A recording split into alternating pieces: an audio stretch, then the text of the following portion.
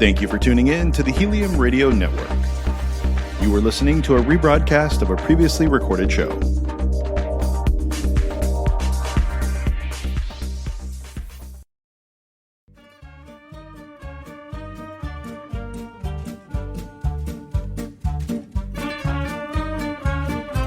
Welcome to the Insurance Sucks podcast. Yeah, we know it sucks, but you have to buy it, and you probably don't have the smarts to figure out what you need or where to find it. That's why you should listen to Eric and Daryl, brought to you by QuoteSavage.com.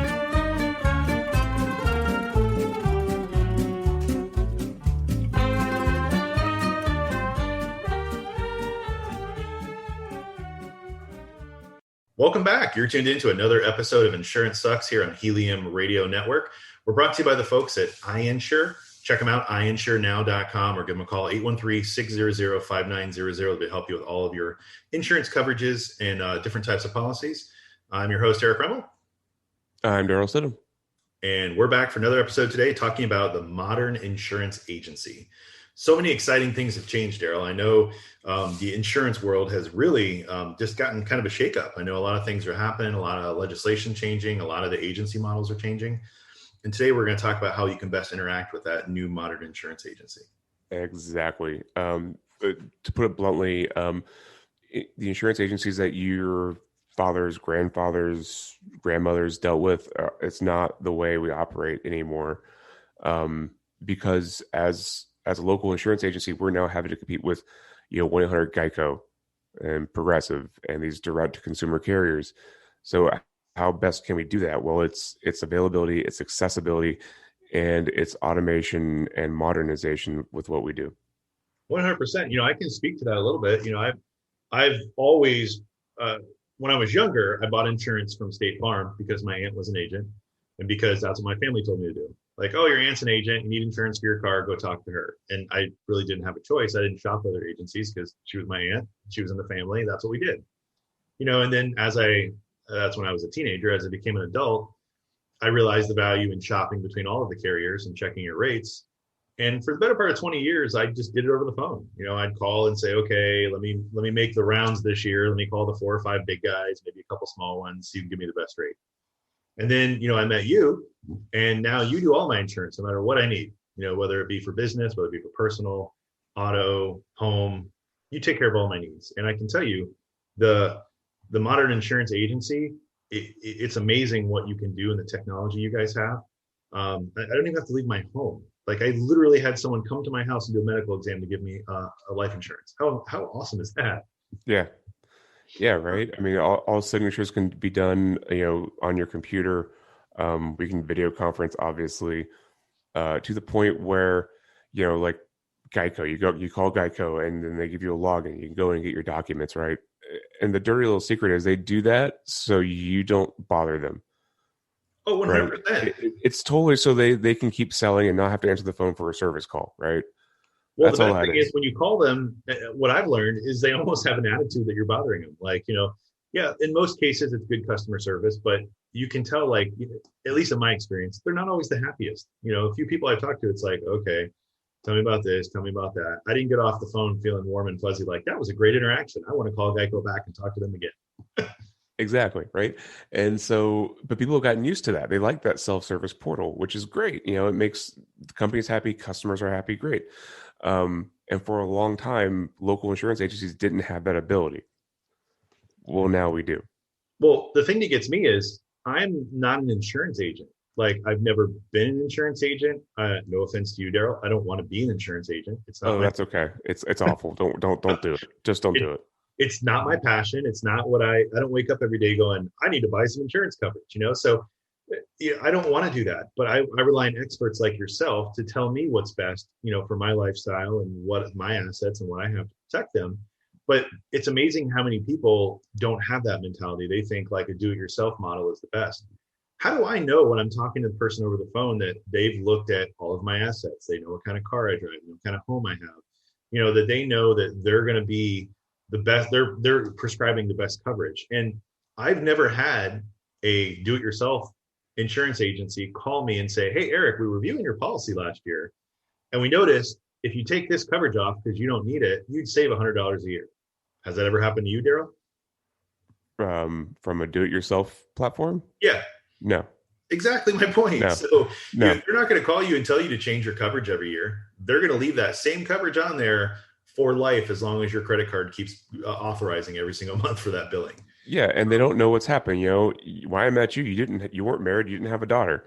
Yeah, I didn't have a new home. Like there's so many things. I didn't have a new car. There's so many things that have changed in the last 3 years alone in my life that, if I'd had the same coverage, none of that would be covered.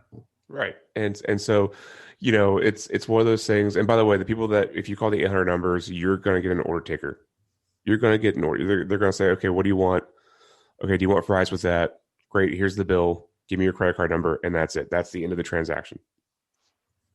And that's it. And you don't hear from them again until you call them. That's right.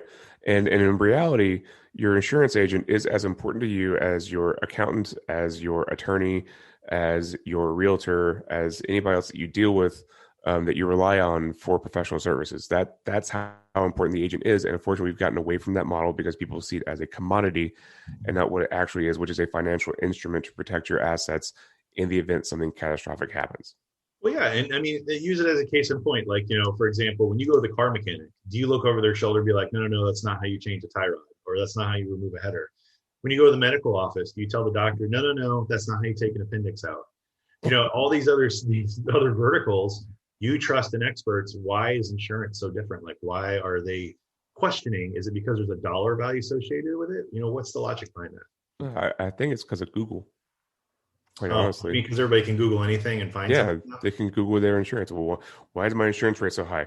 Well, it's because of your 2 accidents last year, or it's because of that DUI you had, or it's because you have a 16-year-old driver, driving your 2019 Porsche, or whatever the case may be. Like, it baffles me sometimes. Some people are like, why is my insurance so high? I'm like, well, let me take a look and see what's going on. I'm like, well, you remember that accident you had last year where you totaled your car? They go, yeah. I'm like, that would be why. Well, that's ridiculous. I use my insurance because I pay for it. I'm like, yep, but you still have to face the fact that you have an accident now. It's not even the fact that the insurance companies paid out the claim that your rates go up. Your rate went up because you now have an accident on your record. Well, you're at risk at that point. Like, there's more of a risk because people don't realize that there's a science, and there's a whole industry on the backside of the insurance. Like the insurance companies have to, if every single person that paid them money for coverage had an accident, they'd go out of business. Yes. Yep. That's why when things like hurricanes hit the state and, they have to write hundreds of thousands of claim checks, chances are that insurance is going to take a pretty big hit. Now, I know their bottom line is a lot of these companies make millions or billions of dollars a year, but they also equally pay out millions and millions of dollars of claims. Yeah, I think, what's the number? I think it's 75%, maybe a little lower, of every dollar you spend on an insurance premium ends up going to pay claims. Which it's a business, just like anything else. But the good part about having, that modern insurance agency and having someone like yourself is you can actually sit down. You're not tied to a certain company or a certain type of coverage. You can sit down and say, hey, you may have had an accident last year, but these 4 carriers have accident forgiveness. So if you were to have one of these, your rates would decrease, or vice versa. And you can advise the best thing to take for their lifestyle, whether it be DUIs or auto accidents or safe driving. Right, exactly. So going back to that point, right? So if you call an 800 number, they're only going to shop you with the one carrier. Whatever 800 number you call, whether it's Geico or Flo or whatever, they're going to shop you with that one carrier. You call an independent agent. We go, okay, so this is your situation. I have, of my dozen carriers I have available to me, I think these 3 are going to be the best fit. Let's go take a look. And we can go through that. Like, I have a dozen carriers, but I have to know the underwriting requirements for all dozen carriers. I've got to know what their appetite is. For example, I have Safeco. Safeco is a preferred carrier. They like people with good credit, clean records, and high liability limits, right? Yeah. I'm not going to put a 17-year-old with Safeco. That 17-year-old's probably going to go to Progressive, probably going to go to Mercury, might even go to Kemper. Because I know that that's where they're going to fit. That's where they're going to get the best rate. That's representing not only my client, but also the carriers I represent, right? I have to play both sides.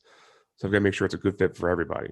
Well, more importantly, you're not a telephone salesperson that, is getting paid to upsell and offer services for that one carrier. The client doesn't pay you. When someone comes into your office and you say, here's the carrier that we're setting up on, they pay the carrier who reimburses you for your services. So in this situation, it's only in their best interest. I mean, in the client's best interest to go to you, because you're going to give them the best recommendation. It's going to be based on coverages, not on how much money they're going to make. Exactly. Because you said it perfectly. The people think that they're giving me, $1,000 every 6 months.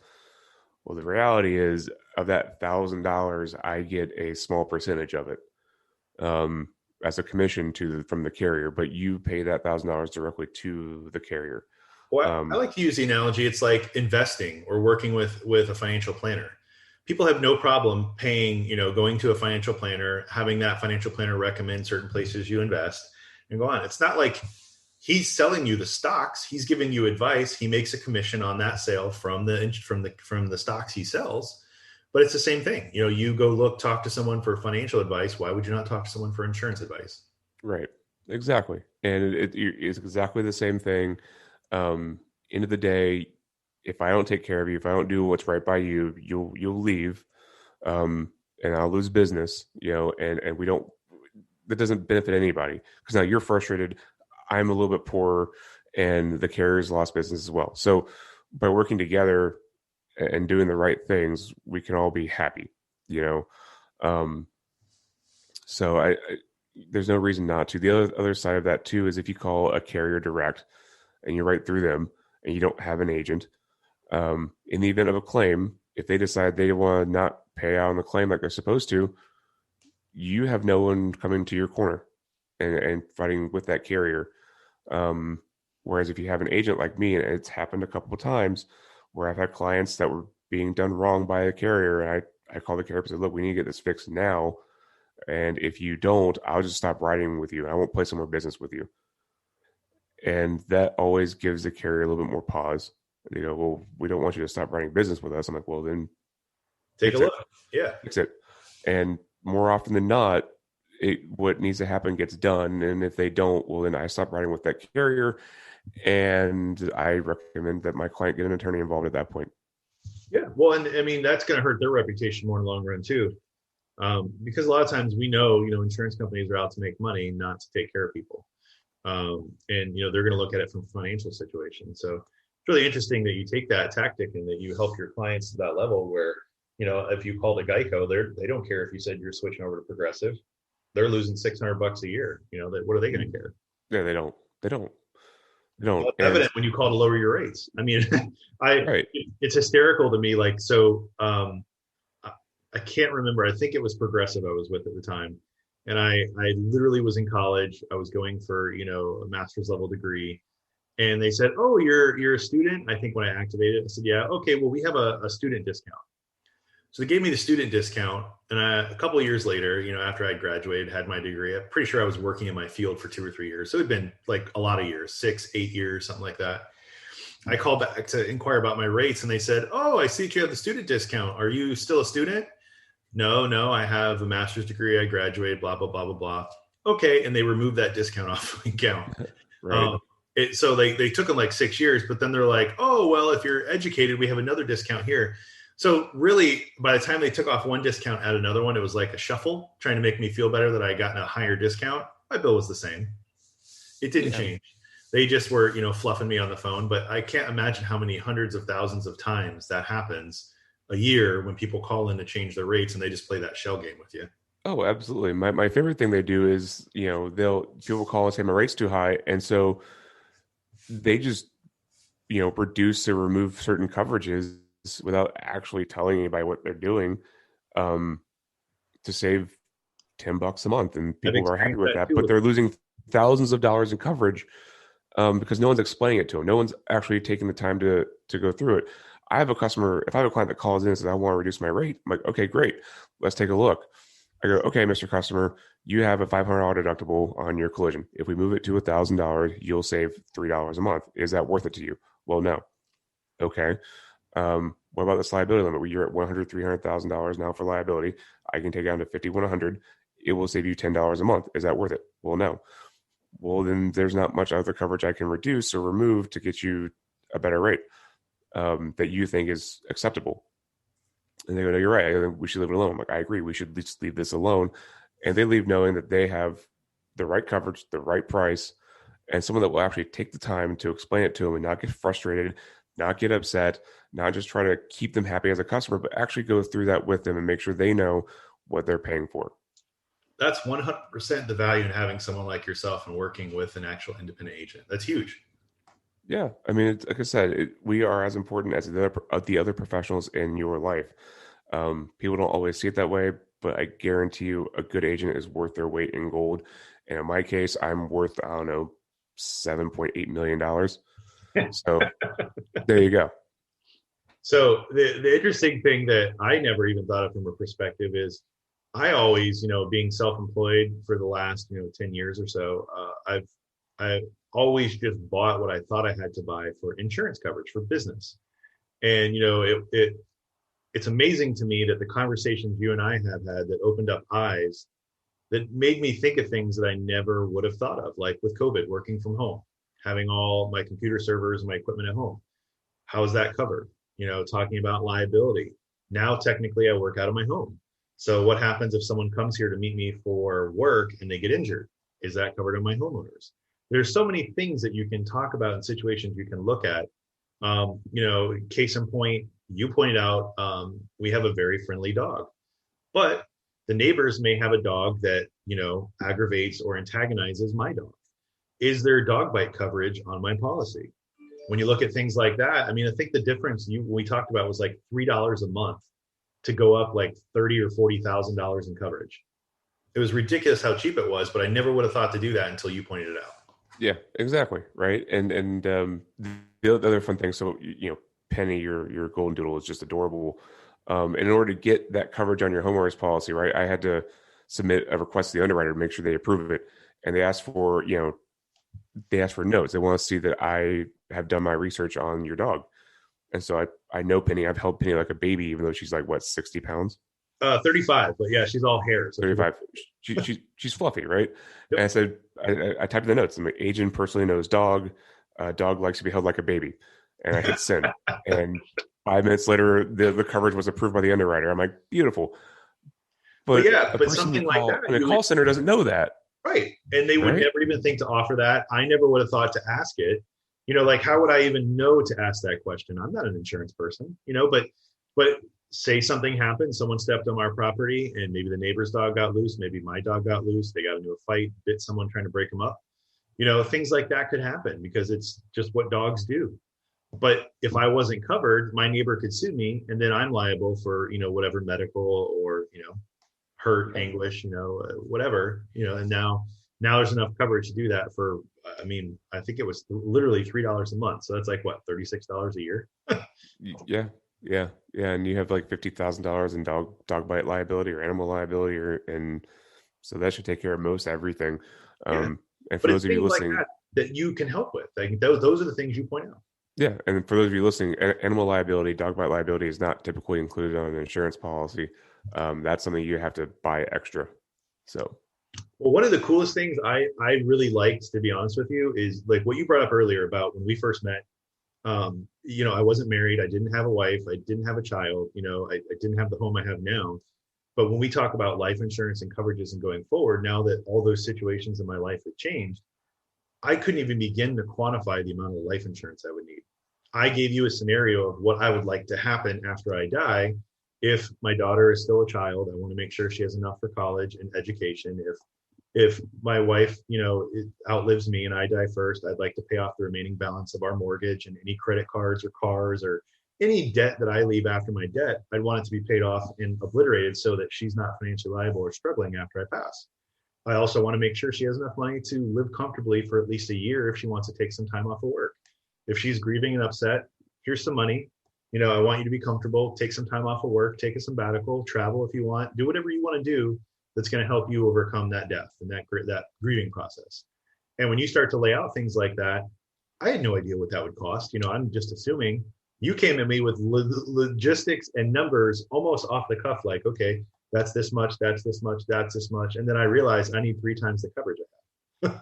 Yeah, right. Isn't that fun?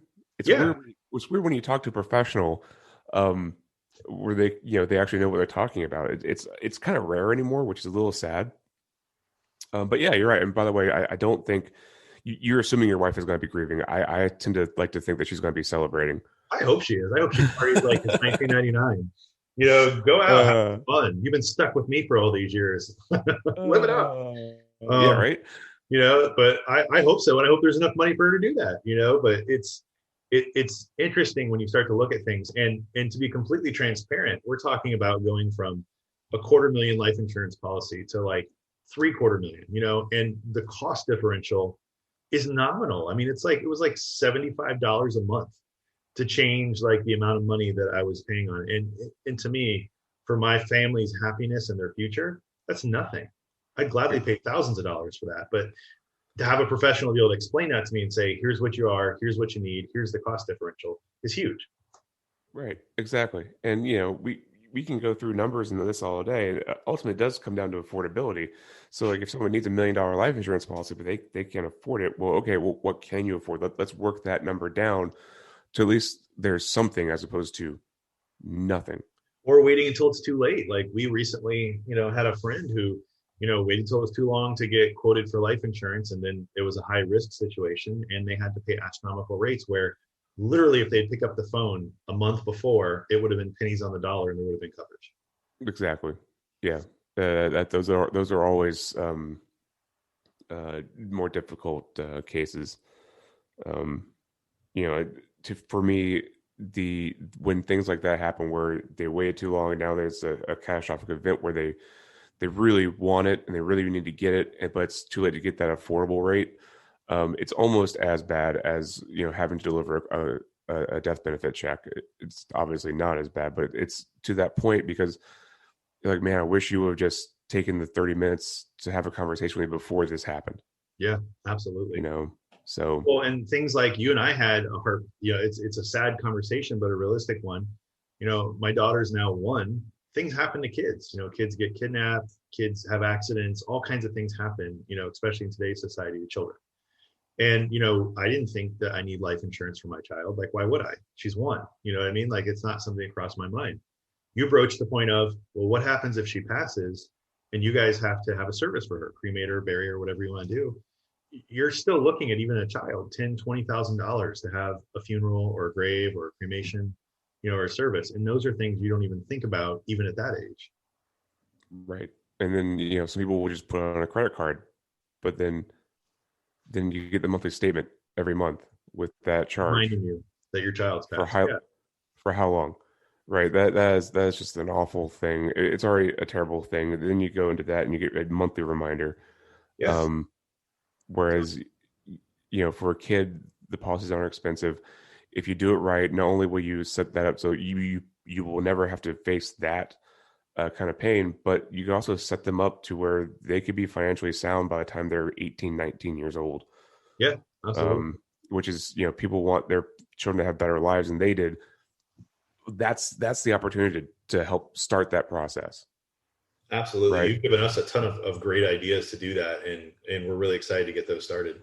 One of the cool things I like about iInsure and their agency, and I know these are enhancements that are coming, the next week to their website. You'll be able, being, the modern insurance agent, you'll be able to let people, if they don't want to talk to you and it's 3 a.m. or, they can't sleep and they're listening to this podcast, worrying about their coverage limits, you'll have the ability where they can go on your website and get an instant quote or even transfer in their existing coverage documents so that the system can analyze it and give them a quote. I mean, it's pretty cool technology you can have on your website. Yeah, it's pretty awesome. So, people will go, like, they'll see an ad on Facebook, right? And they'll click it and they'll put the information in and all of a sudden their phone blows up with like 10,000 phone calls, right?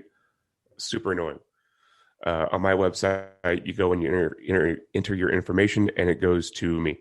No one else, just me. You get actual numbers, actual quotes, and we don't sell your information. So there's no worry about that.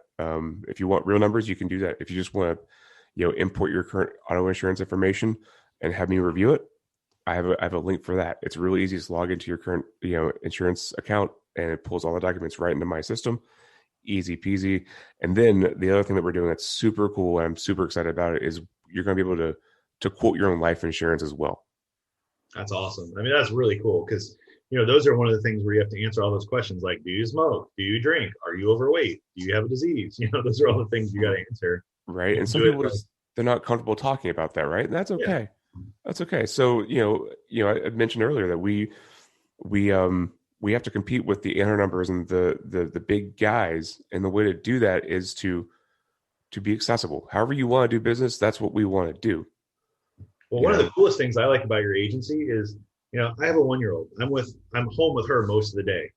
You guys actually text message. I mean, how cool is that? Like, how many agents do you know? Like, you can literally go to your website, send in a message, and then get a text message back from you saying, hey, we got your policy. We're going to make these changes. I mean, I don't know. If I call Progressive, they're not texting me. I can't send them a text and be like, hey, Flo, can you help me with my policy? No, yeah, right. They're only going to text you to sell you something, right? Yeah.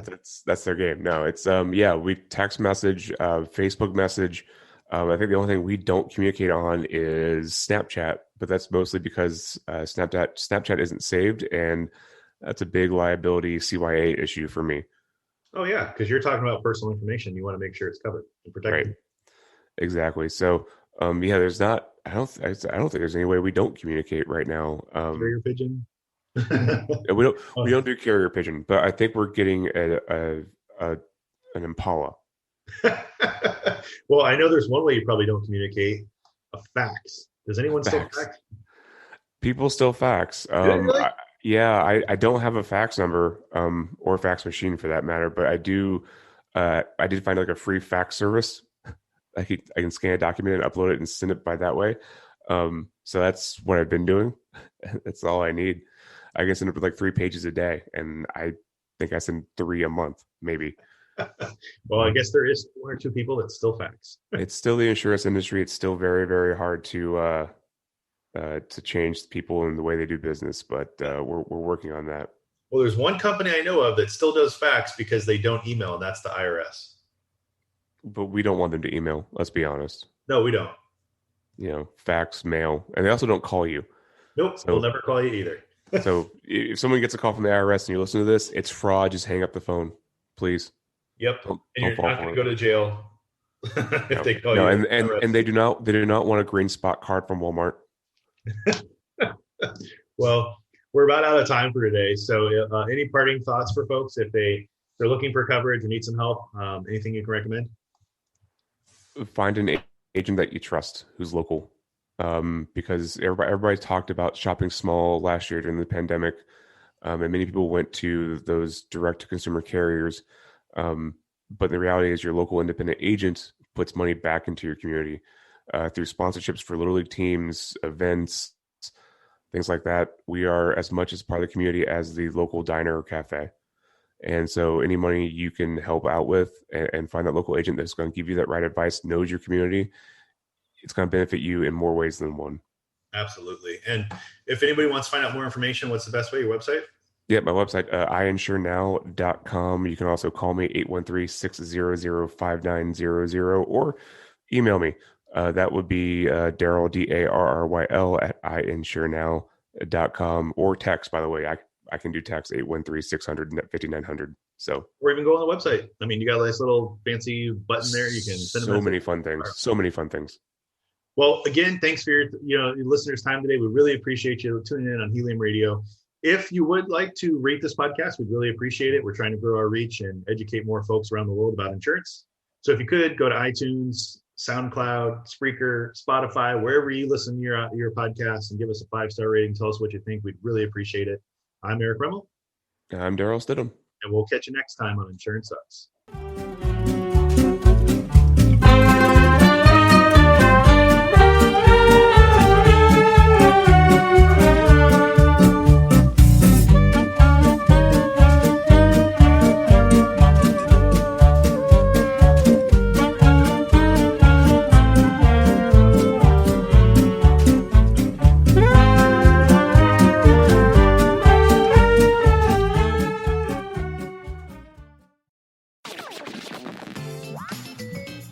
Thank you for listening to Helium Radio. The views expressed by show hosts or their guests are their own and should not be construed in any way as advice from Helium Radio. We make no recommendations or endorsements for radio show programs, services, or products mentioned on air or on our website. Personal perspectives expressed by the producers, writers, and editors will always be presented as such. Any rebroadcast or retransmission without the express written consent of Helium Radio is strictly prohibited. Thanks for listening.